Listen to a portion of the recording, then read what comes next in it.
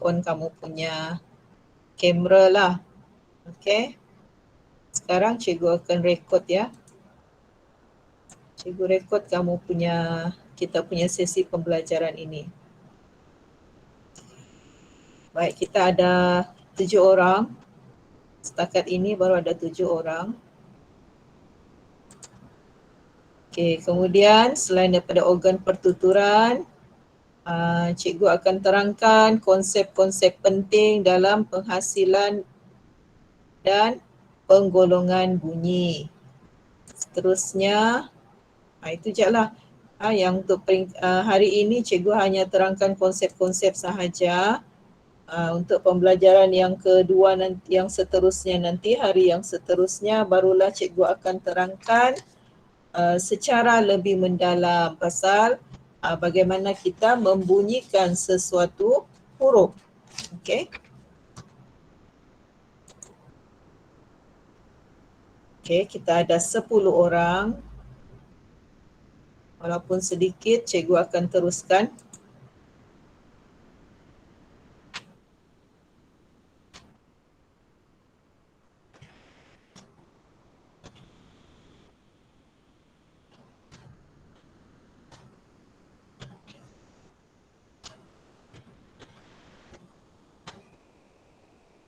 Okey, kamu sudah sedia? Cuba bagi signal, bagi sound. Tersediakah belum? Sudah. Sudah cikgu. Alright. Lagi yang lain? Sudah sedia? Nadira?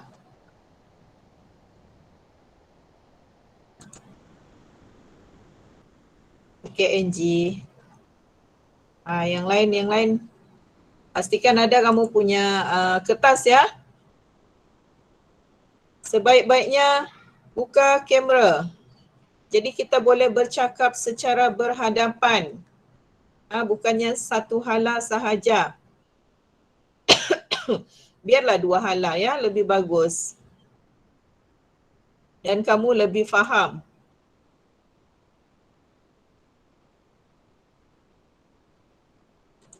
Okey, baik. Cikgu teruskan. Tajuk kita pada pagi ini ialah bidang fonologi, iaitu bab 2 dalam Bahasa Melayu STPM semester 1. Baik, untuk pembelajaran pada kali ini, sepatutnya selepas habis perbincangan kita, kamu dapat menyatakan definisi bidang fonetik dan fonemik. Jangan kamu bingung sudah ya, ini fonetik dan fonemik, nanti cikgu akan terangkan apa itu. Yang kedua, menjelaskan dan membezakan konsep bunyi, fonem, huruf dan suku kata. Okey, jadi ini hasil pembelajaran yang kita mau capai pada hari ini. Baik, sebelum kita bergerak lebih lanjut, cikgu terangkan dahulu definisi fonetik, fonologi dan fonemik. Okey, kalau kamu nampak istilah font, font ini merujuk pada bunyi ya, bunyi. Okey. Merujuk pada bunyi. Kalau fonetik itu ialah bidang yang mengkaji cara bunyi bahasa dihasilkan atau dilafazkan oleh organ-organ pertuturan manusia. Okey, itu dalam bidang fonetik ya, satu kajian tentang cara bunyi-bunyi bahasa dihasilkan atau dilafazkan oleh organ-organ pertuturan manusia. Okey, dalam bidang fonetik ini terbagi kepada 3 ya. Satu ialah bidang akustik. Okey, satu ialah bidang akustik, iaitu mengkaji gelombang-gelombang bunyi. Cikgu tidak tulis sini, kamu boleh catat ya. Bidang akustik ialah mengkaji gelombang-gelombang bunyi.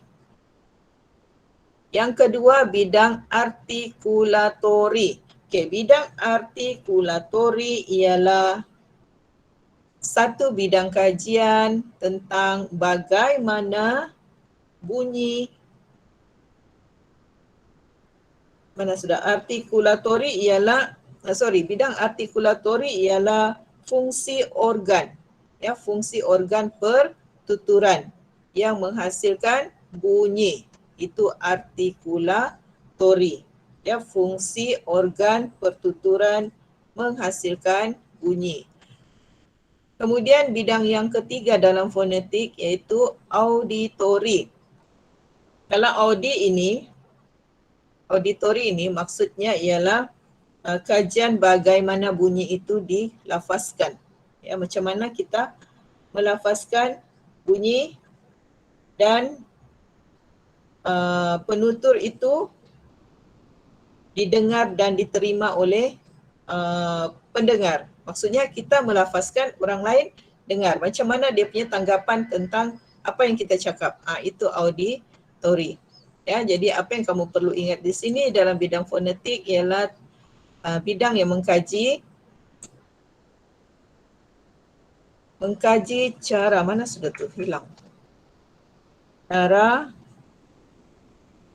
bunyi, sekejap ya, padam sudah dia. Ini mengkaji cara bunyi-bunyi bahasa dihasilkan. Jelas? Okey-kah? Jelas. Okey. Okey, baik. Kita teruskan ya. Yang kedua ialah bidang fonologi. Apa itu fonologi? Ini pun salah dia punya ni, ejaan. Okey, bidang fonologi ialah sub-bidang. Tahu sub-bidang ya, satu cabang linguistik, ya, salah satu cabang dalam bidang linguistik yang mengkaji bunyi dalam sesuatu bahasa dan lambang kepada bunyi tersebut. Okey. Ini kita akan belajar semua. Sebenarnya dia berkait semua ni, ya, semua berkait, cuma diasingkan untuk kamu tahu istilah-istilah ini. Okey, yang ketiga ialah bidang fonemik, fonem, ya, fonem, iaitu satu bidang yang menganalisis bunyi-bunyi untuk menentukan sama ada bunyi itu menjadi unsur pembeza makna atau tidak. Ya, contohnya perkataan ini, ya, kandang. Ya, perhatikan kandang dan pandang. Sama atau tidak? Kalau kamu nampak ni. Siapa boleh jawab? Kandang? Maksud dia apa? Siapa boleh jawab? Apa itu kandang? Emily? Ya, Cikgu. Apa itu kandang? Kandang jam tempat hewan gitu Kak. Ya, Itulah yang saya tahu. tempat kurungan haiwan kan. Kalau pandang? Pandang macam melihat begitu. Okey, betul. Jadi kamu nampak ya perkataan ini, kandang dan pandang, kalau kita sebut dia macam sama kan? Okey, tetapi kedua-dua perkataan ini mempunyai maksud yang berbeza hanya kerana dibezakan oleh apa? Bunyi pe dan ke. Ya, bunyi ke. Ke itu kita kata bunyi ke. Dan pi itu kita bilang bunyi pe. Disebabkan oleh perbezaan yang sedikit itu, maka kita kata perkataan ini ialah pasangan minimal. Ya, pasangan minimal dan mempunyai makna yang berbeza. Walaupun dia hampir sama dia punya cara kita sebut, tetapi maksudnya berbeza. Jadi ini kita panggil sebagai perkataan yang tergolong dalam kategori pasangan minimal. Selain daripada kandang dan pandang, kita boleh contoh lain. Siapa boleh bagi cikgu contoh perkataan pasangan minimal? Ada? Serang dan sarang contohnya. serang, sarang. Lagi? Boleh kamu bagi cikgu satu contoh? Ini dalam bidang kajian fonemik lah ni ya. Angie. Halo Angie, ada sudah? Ada cikgu, kejap saya masih berpikir lagi. Yang lain? Aldo?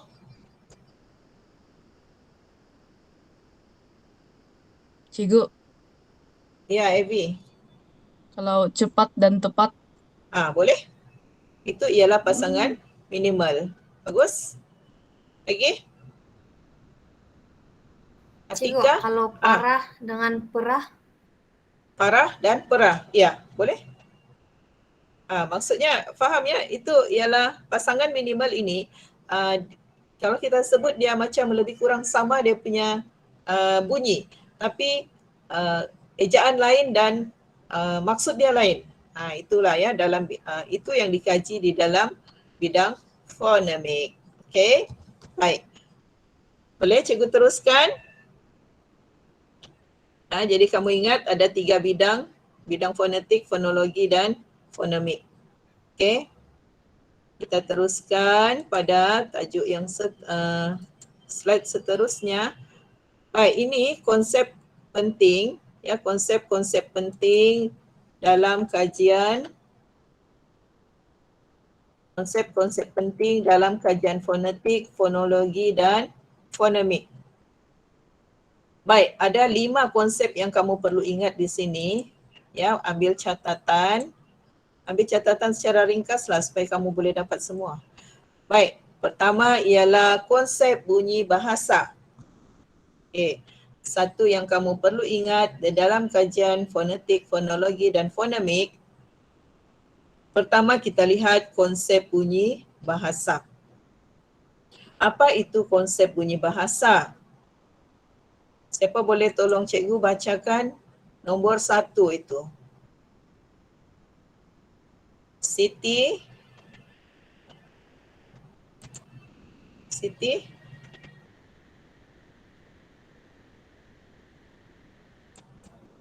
Halo Siti. Ya, cikgu. Cuba baca yang konsep bunyi bahasa. Bunyi-bunyi yang dihasilkan oleh alat pertuturan manusia dan bunyi itu membawa makna. Teruskan. Bunyi-bunyi bahasa diwakili oleh sesuatu lambang yang sifatnya adalah universal. Okey, faham ke tidak tu? Perkara yang utama dalam konsep bunyi bahasa ialah bunyi yang dihasilkan oleh alat pertuturan manusia. Manusia ya. Manusia ini alat pertuturan kita dalam mulut kita ni. Dan bunyi itu membawa makna. Contoh, cikgu sebut sekarang. Saya. Saya itu ada makna. Apa yang cikgu cakap sekarang ini, apa semua yang cikgu cakap ini ada makna dan kamu faham. Inilah dipanggil sebagai bunyi bahasa. Ada makna. Macam mana kalau bunyi batuk? Siapa boleh bagi tahu cikgu? Batuk adakah dipanggil sebagai bunyi bahasa? Kita terbatuk, kita terbersin. Adakah itu bunyi bahasa? Tidak. Okey, betul Evi. Batuk, bersin itu bukan bunyi bahasa. Ya, walaupun bunyi itu terhasil di dalam rongga mulut kita, tapi itu bukan bunyi bahasa sebab tidak ada makna. Walaupun macam kadang-kadang kan kamu nampak kawan kamu macam ada dia bagi signal-signal begitu kan. Macam dia pura-pura batuk lah pun, tapi ada maksudnya kan. Walaupun kita tahu itu adalah simbol, dia memberi sesuatu isyarat, tetapi itu kita tidak panggil dia sebagai bunyi bahasa. Sebab bunyi bahasa ini ada dia punya cara pertuturan yang tepat, yang ada dia punya prinsipnya. Bagaimana kita menuturkan satu-satu bahasa itu. Dan bunyi-bunyi bahasa ini diwakili oleh sesuatu lambang yang sifatnya universal. Apa maksud universal? Ayuni? Apakah maksud universal? Ayuni ada? Khairun? Khairun Nadia? Universal, apa maksud universal? Siapa boleh bagi tahu? Zaid? Aldo? Cikgu menyeluruh kah cikgu?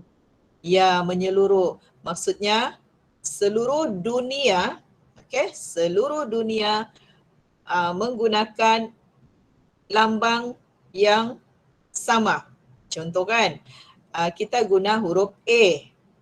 Seluruh dunia menggunakan huruf A dengan bentuk yang sama kan?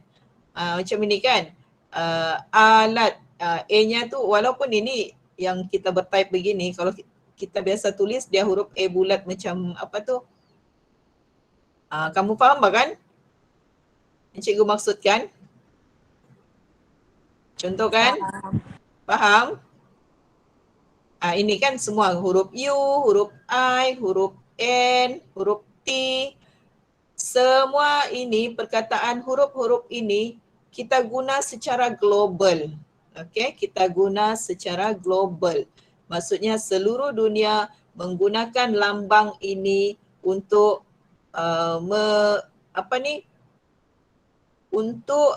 menulis satu-satu perkataan. Itulah dia maksud dia, bunyi-bunyi bahasa diwakili oleh sesuatu lambang. Lambang ni maksudnya huruf ya, diwakili huruf yang sifatnya universal. Kita boleh terima pakai di seluruh dunia. Okey. Baik, yang kedua. Angie, konsep fonem. Baca Angie. Angie ada sudah?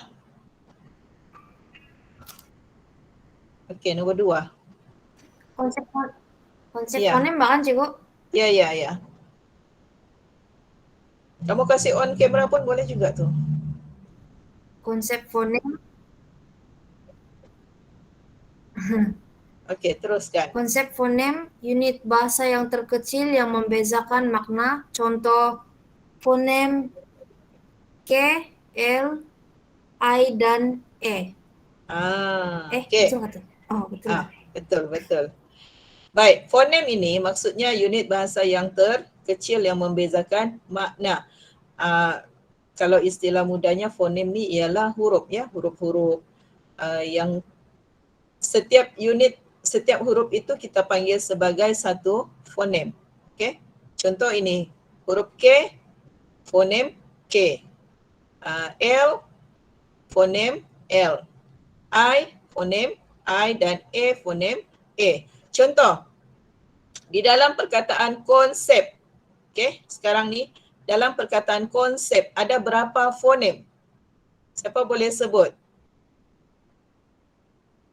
Angel,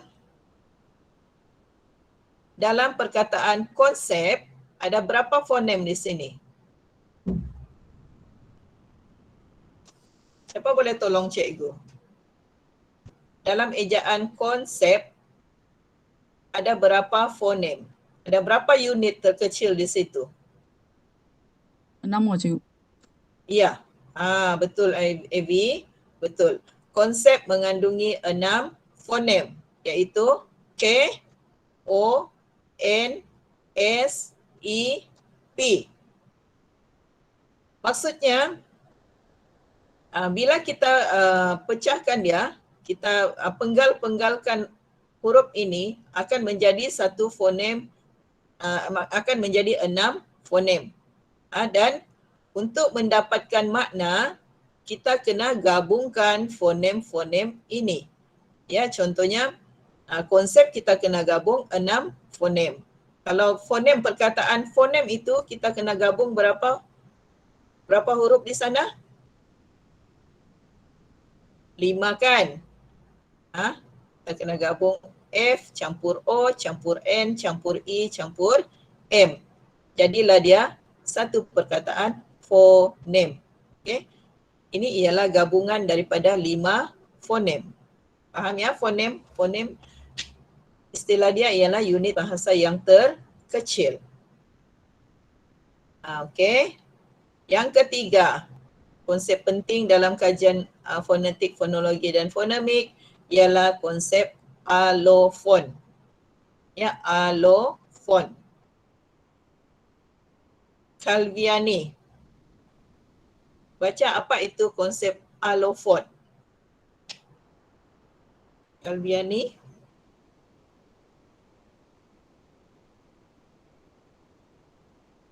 Ada Calviani? Hello Calviani?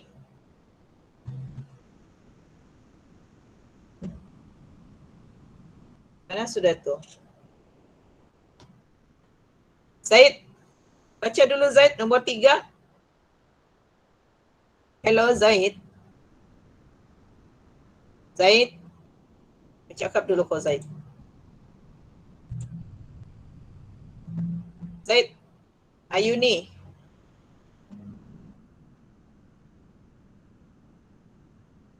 Siapa yang mau cakap? Siapa yang mau baca ni? Nombor 3.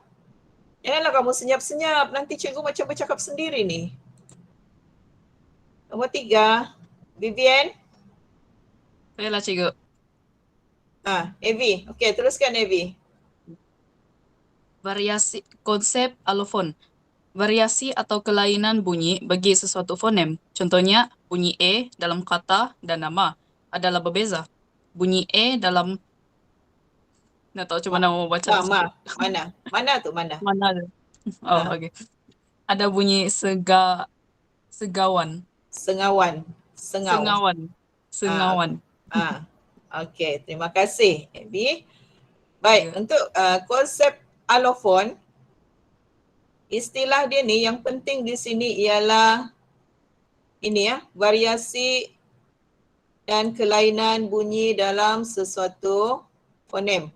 Kita sudah belajar nombor 2 tadi konsep fonem. Fonem ialah unit bahasa yang terkecil. Tetapi di dalam fonem ini ada alofon. Okey, ini kamu kena pegang istilah ini. Ingat betul-betul ada alofon di dalam fonem.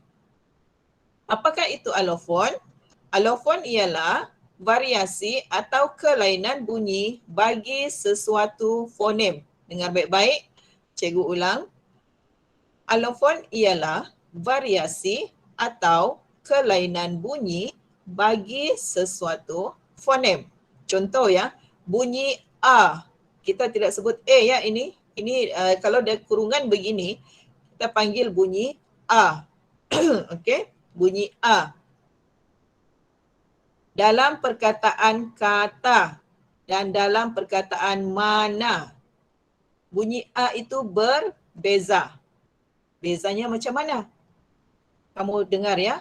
Kalau cikgu sebut kata, kata tidak ada sengau ya, tidak ada sengau. Kata tidak ada sengau sebab udara keluar dari rongga mulut. Tetapi bila cikgu sebut perkataan apabila huruf bunyi A itu ataupun huruf A itu berjumpa dengan huruf M atau N, maka huruf bunyi A itu akan ada kelainan. Ya, cara sebutannya berbeza. Kerana apabila huruf A ataupun bunyi A ini digabungkan dengan bunyi M dan ataupun M, bunyi N, huruf N dan huruf M akan berlaku sengawan. Ya, akan berlaku sengawan. Cuba kamu dengar cikgu sebut. Kalau kata, kita sebut biasa saja kan, kata. Tapi bila kita sebut mana, kita dengar bunyi itu, ya. Kalau kamu perasan, bunyi itu keluar dari hidung. Mana. Kalau kata, mana. Dia dari hidung. Jadi, walaupun kita guna huruf yang sama, kita guna huruf bunyi A, ya, kita guna fonem A, tetapi bila dia berjumpa dengan fonem yang berbeza, akan menjadi sebutannya tu berbeza. Yang perbezaan itu kita panggil sebagai alofon. Dan cikgu tanda simbol begini ya, huruf bunyi A itu dia ada gelombang di atas itu. Maksudnya kalau kamu jumpa begitu, itu ialah bunyi A yang ada sengawan. Yang bila dia berjumpa dengan huruf M dan huruf N akan berlaku sengawan dan dia akan tulis begitulah. Kalau ikut dalam kajian fonetik ya, kalau dalam kajian fonetik, kalau kamu jumpa ada ombak-ombak di atas huruf E itu, maksudnya bunyi E itu ada sengawan. Okey? Faham ya alofon? Boleh? Boleh? Boleh Boleh, juga. Cikgu. Okey, terima kasih. Boleh, Okey, Cikgu. jadi. Okey, bagus. Baik, jadi cikgu sudah terangkan 3, iaitu konsep bunyi bahasa, yang kedua konsep fonem, yang ketiga ialah alofon, ya, iaitu kelainan bunyi bagi sesuatu fonem. Kalau kamu susah mau ingat fonem, fonem ialah huruf. Okey, fonem ialah huruf. Okey, konsep huruf. Ni lagi. Satu lagi perkataan yang kamu perlu ingat ataupun konsep yang penting dalam kajian fonetik, fonologi dan fonemik ialah konsep huruf. Huruf ialah abjad yang mewakili bunyi. Okey, huruf ialah abjad yang mewakili bunyi. Okey, kemudian dalam bahasa Melayu ada 26 abjad. Okey, maksudnya huruf ini ialah lambang. Ya, lambang untuk bunyi-bunyi yang kita hasilkan. Huruf A, B, C, D. Itu mempunyai ialah lambang-lambang untuk bunyi macam A, kita bunyi A. B, kita tulis B untuk bunyi B. Kita kalau dalam bunyi kita tidak panggil B ya, kita panggil B. Kalau huruf C untuk mewakili bunyi C. Kalau huruf D untuk mewakili bunyi D. Okey, jelas? Itu ya konsep huruf. Yang kelima, konsep suku kata. Okey, yang ini. Nur Atika, boleh kamu baca konsep suku kata? Atika? Ramai yang masuk ni senyap-senyap sejak tidurkah? Halo, Atika?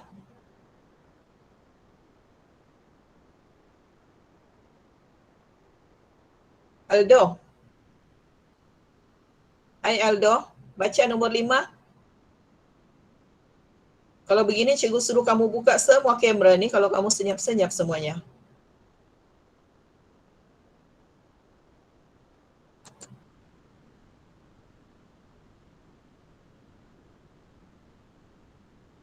Halo, Salah Cikgu baca.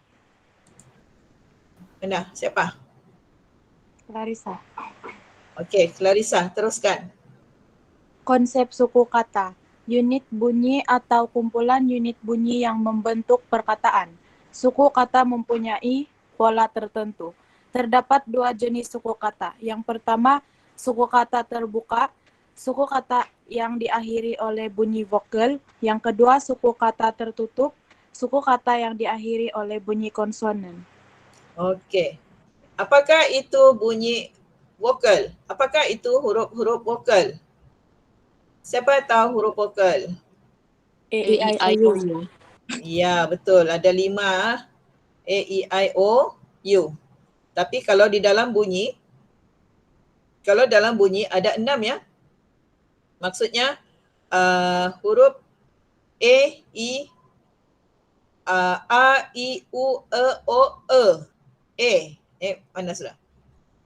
Dalam lambang bunyi, lambang huruf dia ada 5. A, E, I, O, U. Tapi huruf I itu dia ada 2 cara sebutan kan? I pepet dan I taling. Okey? Tapi kamu ingat ada 5 lah. 5 suku kata, 5 vokal. Apa itu maksud? Welcome Jini. Okey, apa itu maksud suku kata terbuka? Contoh, nama Clarissa. Cuba semua tulis nama Clarissa. Lepas tu kamu penggalkan di dalam suku katanya. Cuba kamu pecah-pecahkan. CLA satu suku kata, RIS satu suku kata dan SA satu suku kata.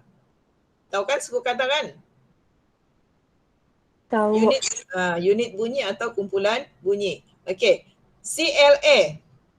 C ialah apa? Cuba type sana. CLA. Nama Clarissa. Cikgu type ya. C campur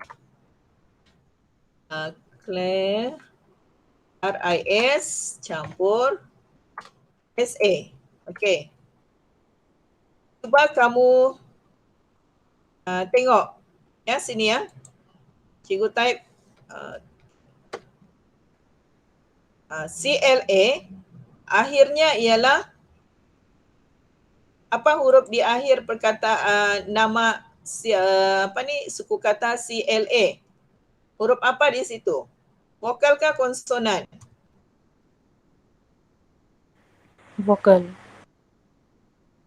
Okey, kelas A akhirnya ialah vokal. Kalau vokal itu ialah suku kata terbuka. Jadi CLA suku katanya ialah suku kata terbuka. RIS CLA akhirnya ialah vokal kan? Ini suku kata terbuka.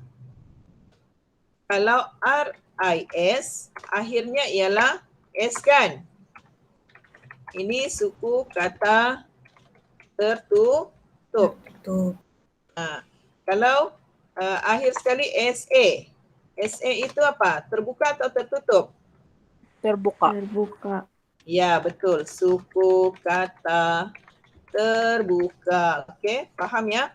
Okey, kalau cikgu bagi satu perkataan, contoh, unit. Okey, kamu tentukan dulu. Perkataan unit. Perkataan unit ini berapa suku kata dan apa jenis suku katanya?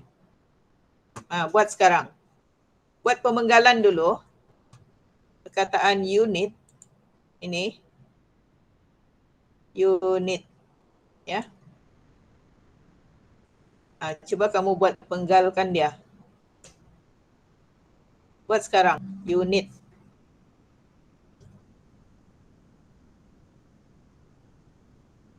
Siapa mau jawab? Berapa suku kata di dalam perkataan unit? Khairun, berapa suku kata?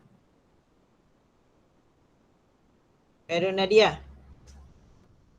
Marini, berapa suku kata dalam perkataan unit? Hai Marini, berapa? Jap 3. Penggalkan dia, pecah-pecahkan dia bagi suku kata. U tu dia jadi satu suku kata tu ya.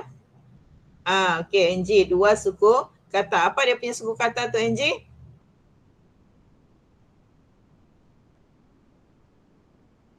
U dan nit. Ya, Siti. Mau jawab Siti? Siti Nurbulandari.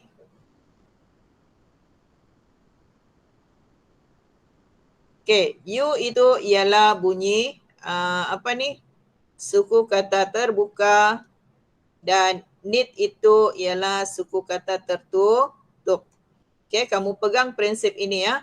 Sebab ada soalan STPM yang pernah keluar begini. Ya, minta manakah perkataan yang mengandungi suku kata terbuka dan suku kata tertutup. Maka kamu kena carilah perkataan itu di dalam jawapan yang disediakan. Okey?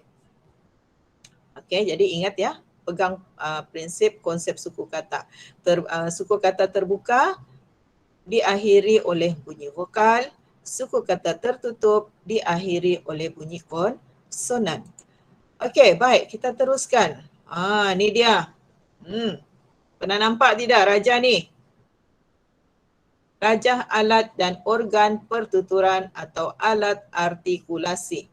Baik, sepanjang kita belajar fonologi, inilah benda Allah ni ya. Cikgu panggil ni benda Allah sebab inilah yang masuk di dalam soalan. Banyak yang akan masuk. Contoh, bagaimana gambar rajah ini ialah gambar rajah yang menuturkan perkataan apa. Begitu ya. Jadi kamu perlu tahu apakah alat dan organ pertuturan atau kita panggil sebagai alat artikulasi ya dalam mulut kita ini. Okey, pertama sekali kamu tengok ialah bibir ya, bibir atas, bibir bawah. Okey, kemudian gigi. Cikgu teruskan saja ya, ini kamu tengok saja di sana. Lepas gigi kita ada lidah. Lidah merupakan organ penting untuk kita membunyikan satu-satu huruf. Okey, membunyikan satu-satu huruf sama ada huruf vokal ataupun huruf konsonan. Okey, di dalam lidah ini terbahagi kepada 5 hujung lidah. Hujung lidah tu ialah lidah kita yang di depan. Ini ialah hujung ujung lidah. Semua boleh peganglah ujung lidah masing-masing ya. Okey, hadapan lidah, maksudnya hadapan lidah itu ya, kita punya di belakang hujung lidah. Okey. Seterusnya tengah lidah, kita juga ada belakang lidah dan kita ada akar lidah. Okey. Kemudian yang penting lagi kamu boleh lihat ialah rongga mulut. Rongga mulut juga ialah alat artikulasi. Kemudian gusi. Kita ada gusi. Selepas gigi kita ada gusi. Semua tahulah Bani kan? Tak payah cikgu cakap ni. Gusi gigi di mana, rongga mulut di mana. Cuma rongga hidung ada, kita ada rongga hidung. Kemudian kita ada lelangit keras. Lelangit keras yang atas atas yang di hadapan. Yang kamu kalau kamu tolak lidah kamu pergi atas, kamu rasa yang keras tu di atas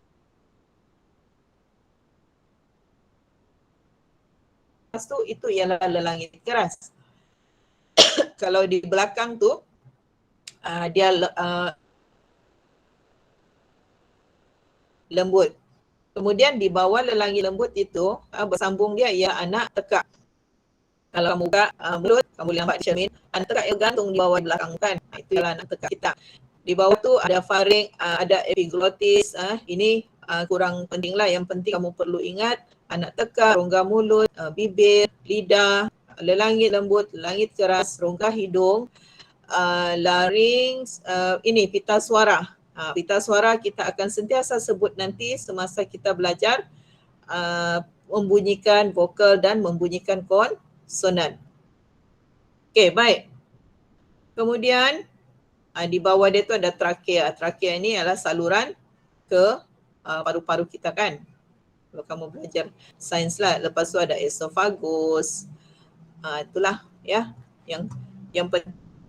Ingat di dalam kita punya sistem membunyikan bahasa, gusi, bibir, gigi, lidah, rongga mulut, rongga hidung, lelangit keras, lelangit lembut, anak tekak dan pita suara. Okey, itu perkara-perkara yang penting yang kamu akan jumpa nanti semasa kita belajar lebih lanjut nanti ya. Baik, cikgu teruskan pada slide yang seterusnya. Ada 5 minit lagi. 10 minit. Okey, 10 minit. Okey, ini ya. Kamu ambil catatan yang penting, konsep-konsep penting dalam penghasilan dan penggolongan bunyi. Ada 6 konsep penting. 1, artikulator. Kedua, daerah artikulasi. Yang ketiga, bunyi bersuara. Yang keempat, bunyi tak bersuara. Yang kelima, pasangan minimal. Yang keenam, variasi bebas. Okey. Baik, artikulator. Apa itu artikulator? Okey, satu orang tolong cikgu baca artikulator.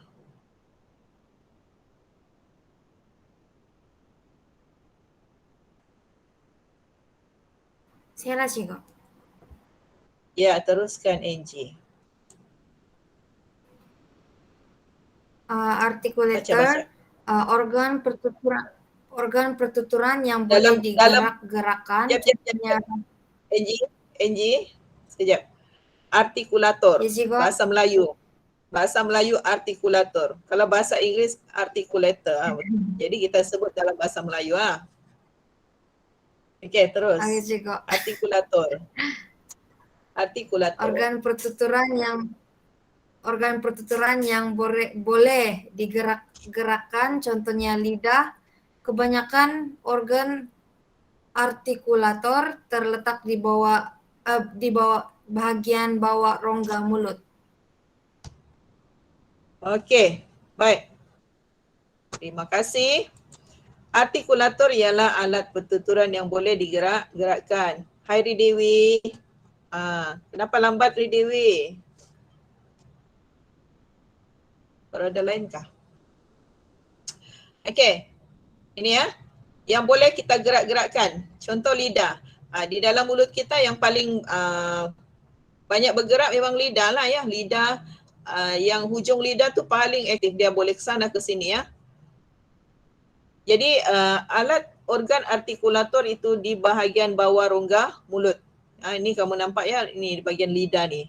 Inilah ialah artikulator. Kemudian yang kedua, daerah artikulasi. Ridewi baru masuk kan? Ridewi baca. Nombor 2 Ridewi. Ridewi, dengar? Ya, cikgu. Daerah Okey, baca. daerah artikulasi. Bahagian Ya. yang menjadi tempat berlakunya sekatan atau gangguan udara oleh artikulator dalam menghasilkan bunyi-bunyi bahasa. Contohnya, gusi ialah daerah artikulasi bagi menyebut bunyi bunyi T kerana hujung lidah diletakkan pada gusi untuk menyekat laluan udara ketika menyebut bunyi T. Daerah artikulasi terletak pada bahagian atas rongga mulut. Okey, bagus. Yang pertama artikulator. Artikulator yang rongga bawah ya, bawah rongga mulut iaitu lidah. Daerah artikulasi ialah bahagian atas rongga mulut. Atas rongga mulut kita ni ada apa? Ada gusi, ada lelangit keras, ada lelangit lembut. Itu ialah daerah artikulasi. Contoh, membunyikan huruf T. Kita panggil T ya. Kalau bunyi T, lambangnya ialah T, huruf T. Apabila menyebut bunyi T, daerah artikulasi yang dikesan ialah gusi. Gusi merupakan daerah artikulasi untuk bunyi T kerana hujung lidah diletakkan pada gusi untuk menyekat laluan udara ketika kita membunyikan T. Kamu sebut sendirilah. T. Lidah kita di depan, kita sekat udara. Baru kita bunyikan huruf T.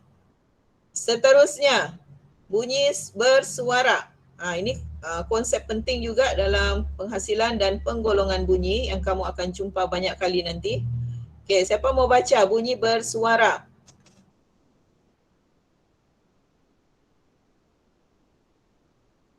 Lagi ada yang mau baca?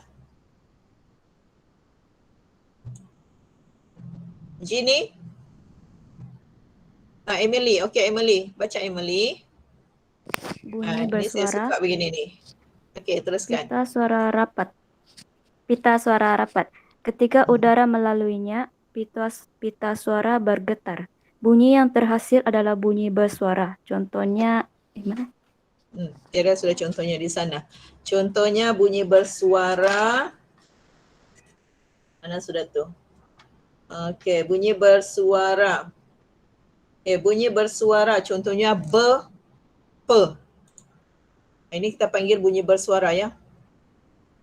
Contohnya ialah, contohnya cikgu tulis sekejap.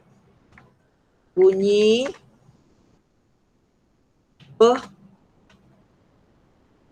dan bunyi P. Dan bunyi P. Itu bersuara ya. Baik, ingat prinsip ini. Kalau dia bunyi bersuara, ini, kalau kamu nampak dalam soalan nanti, kalau pita suara bergetar bermaksud bunyi bersuara. Perkataan ataupun huruf-huruf yang bersuara. Okey. Yang keempat, bunyi tak bersuara. Siapa mau baca bunyi tak bersuara? Angkat tangan. Siapa mau baca? Siapa? Clarissa. Okey, Clarissa baca. Bunyi tak bersuara. Pita suara renggang dan ketika udara melaluinya, pita suara itu tidak bergetar. Contohnya Okey. ialah bunyi P dan T. Sudah? Sudah. Okey, baik. Kalau tadi bersuara, pita suara bergetar. Kalau bunyi tak bersuara, pita suara tidak bergetar. Okey, ini kamu pegang ni prinsip. Kenapa? Kerana bunyi semasa pita tak bersuara itu, semasa bunyi tak bersuara, pita suara renggang. Dan apabila udara melaluinya, pita suara itu tidak ada getaran. Ya, sebab dia longgar sejak keluar. P, T, A, I, U. Ya. Suara, A, I, U pula. A, I, U tu bunyi bersuara. Sorry ya. A, I, U, vokal bersuara. Okey, P, T, apa lagi? D. Baik, nanti kita nampak ni mana bersuara yang mana tak bersuara ya. Kamu jangan pening-pening dulu. Cikgu hanya mau terangkan konsep saja dulu. Okey, yang kelima. Konsep pasangan minimal. Cikgu sudah sebut tadi pasangan minimal. Okey, siapa mau baca pasangan minimal? Ada yang mau baca? Cikgu akan share link. Pastikan kamu isi ya link tu. Okey, satu orang tolong baca. Ini slide terakhir sudah ni.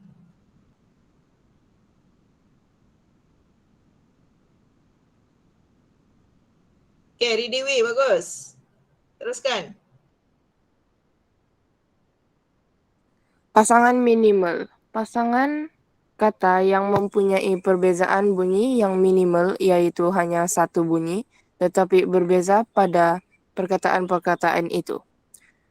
Contohnya perkataan perang, nama warna, dan berang, marah. Okey, faham ya? Kalau kita ada sebutan yang hampir sama, hampir salah, macam dia beza satu perkataan saja ataupun satu fonem, satu huruf, bukan satu perkataan. Satu huruf ataupun satu fonem, kita panggil dia sebagai pasangan minimal. Ya. Satu dan sapu. Apa lagi? Ada banyak kan? Banyak contoh pasangan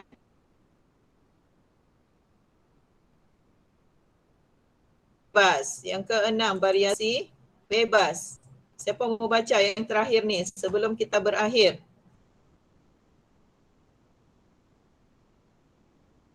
Last.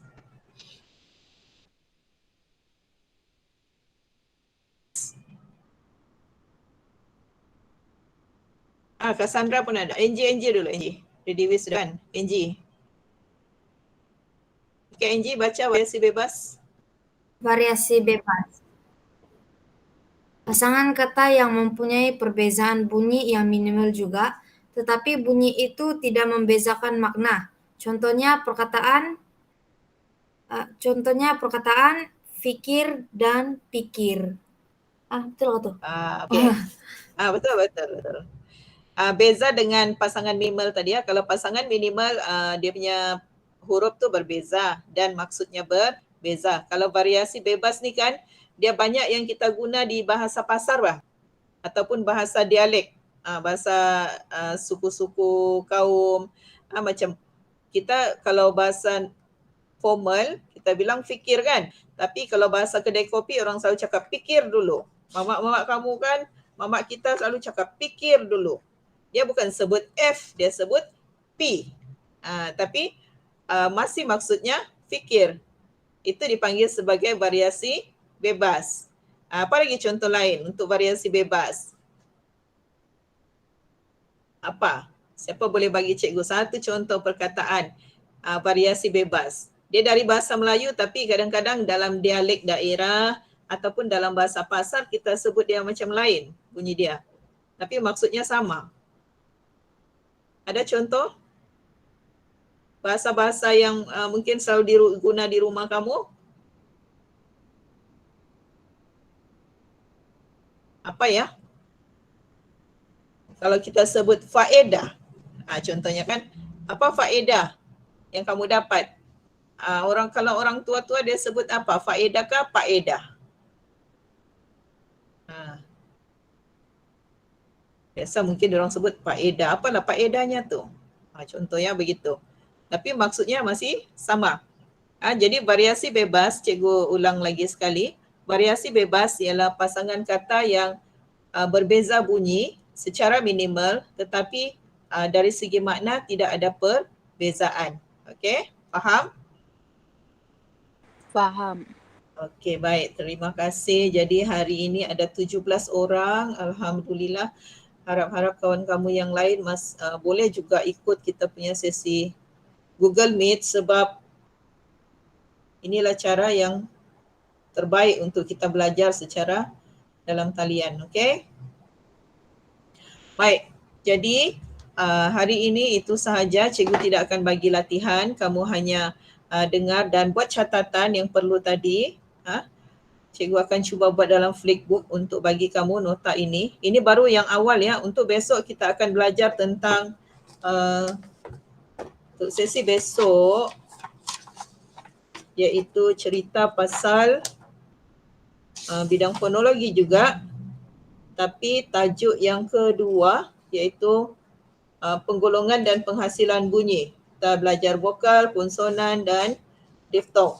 Jadi untuk besok cikgu cerita pasal vokal. Okey, bagaimana kita menghasilkan bunyi-bunyi vokal dan bagaimana dia punya gambar rajam. Ya, jadi kalau besok cuba cari hari ini maklumat tentang cara membunyikan vokal, cikgu akan terangkan dengan lebih lanjut lagi pada hari esok. Okey. Jadi ingat besok kita akan belajar pasal vokal. Cikgu akan tunjuk dalam slide sama ada cikgu buat begini ataupun cikgu akan kirim gambar. Tapi saya usahakan untuk kita buat secara Google Meet lah ya, supaya kamu dapat betul-betul maklumat ini. Okey, itu sahaja untuk hari ini. Okey. Terima kasih dan besok ikut lagi ya. Besok kita belajar vokal. Bagaimana membunyikan vokal, bagaimana raja lidah dalam menyebut vokal. Okey, terima kasih. Assalamualaikum, selamat pagi. Bye. Ada boleh buka video kah? Boleh buka kamera, kita gambar? Cikgu gambar kamu sebagai evidence pada hari ini. Sedia untuk buka kamera? Hai semua. Cepat. Halo Angie. Yang lain mana? Cepat sebelum kelas kamu yang lain bermula. Angel. Okey. Yang lain mana? Yang lain. Okey. Terus buka. Dewi, Atika, Aldo. Mana lagi? Zaid, Nadira, Vivian, Khairun, Siti. Siapa lagi ni? Cikgu belum sebut namanya. Jini, Ayuni. Cepat buka kamera. Okey, 1. Okey. Siapa yang guna handphone boleh screenshot sekejaplah. Okey, 1, 2, 3, smile. Okey, 1, 2, 3. Lagi sekali. Okey, terima kasih. Bye. Bye, thank you cikgu. Alright.